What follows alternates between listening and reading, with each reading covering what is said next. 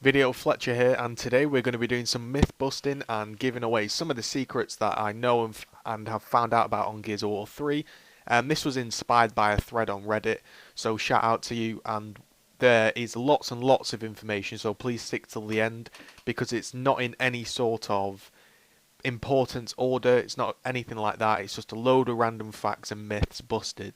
So let's go ahead and let's enjoy it. So, first one, did you know that a fire grenade or an incendiary does as much damage from above as tagged or blown up on the floor? So you can use this to cover different areas from above.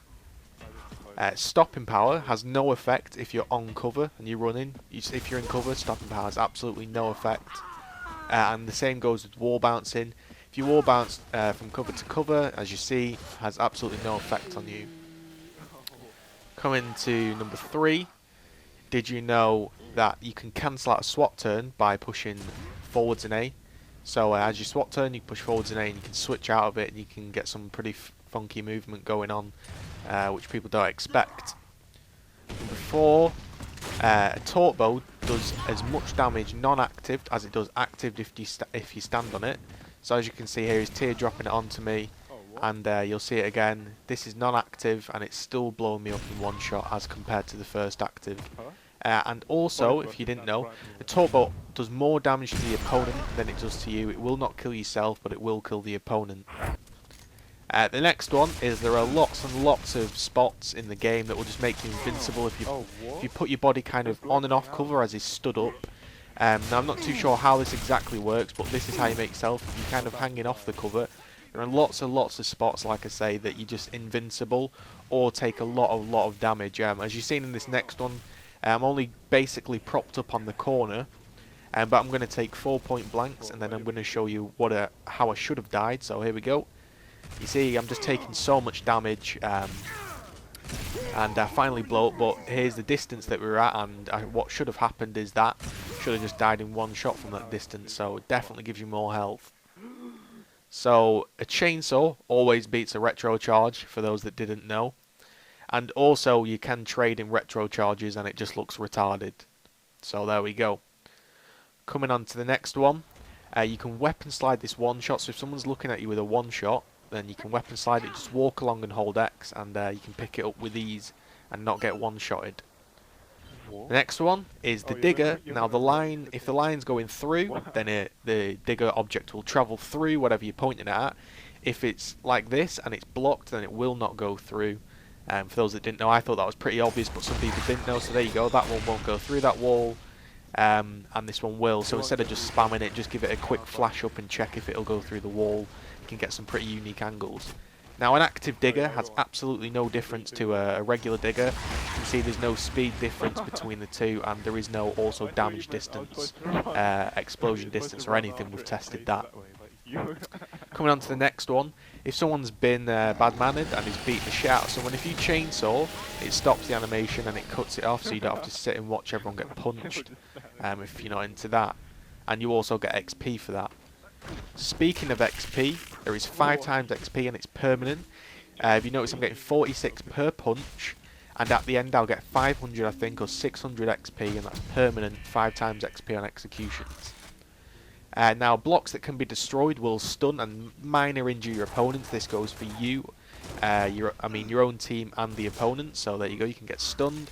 And if you pop shot through certain walls in a certain angle like this, if tapping your triggers, you can shoot through the wall and put on damage via this way. Diggers can shoot through floors. Here I am killing him above the mulcher.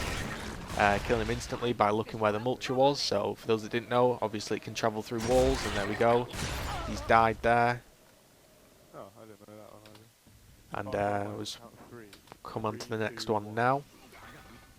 A smoke grenade blows up a frag grenade that's been thrown, and this enables you to steal kills. So if someone throws a frag in on your team, throw a smoke in and blow it up first, it'll count as your kill. And again, smokes can blow up nades off the floor and tagged on the walls. Your own team's frag and opponent's frags. So here we go, just testing these out. You can definitely blow up all types of tag nades. But if the grenade is tagged above, such as an object like this, the explosion radius is not big enough to go ahead and blow it up, so you'll be safe tagging it. Moving on to the next one, you can charge a Torpor whilst running around cover. You couldn't do this in Gears 1, you could do it in Gears 2, but I only just realised this. You can charge it whilst running around walls. Now, hard aiming a grenade like this will give you distance, but if you tap both triggers right to left, you can throw it just as far and it's quicker. Now you can get right hand side advantage, you know, obviously if you're aiming out like this you have to have your whole body coming out, but if you take cover, aim and pull back, you can get the same sort of angle whilst shielding your body behind the wall. Now obviously this takes a little bit of time to do, but it is useful and it gains you a lot of different angles. You see here as I'm struggling to kind of kill the guy up top, if he was up there, if I lefty flip, walk around and aim, I can get a nice angle all the way up there that just simply wasn't available to me. And this doesn't have to be used with a sniper or any sort of rifles, you could do it with a grenade. And you watch the kind of weird angles you can get because he's throwing it with his left hand. So I'm actually throwing it all the way around, and if we go and see where that's landed, you know, you can get a really weird angle to say I was inside that room. So there's lots of angles you can get and people should experiment with. So come on to the last sort of home run of tips and tricks. You can shoot through cover and walls like this. Pretty self-explanatory, but some people may just not try it because they're new. So you can shoot through lots of types of cover like this, and also with a sniper, if you turn your body in certain ways, you can aim through walls. As I'll show you now, you can kill the guy that's camping on the bench. Now this is sort of Epic's correction method that makes you mess up, but you can get around their correction method by turning your body. And you can aim and you can see through a lot of walls and get a lot of angles. So again, we'll show you now, say there's somebody camping on that back wall, you can just scope straight through this block with no issues and shoot them. Again, we're on to the final stretch now, so the last couple, you can climb down here from quite a height, you don't have to go all the way down to the end of the ramp.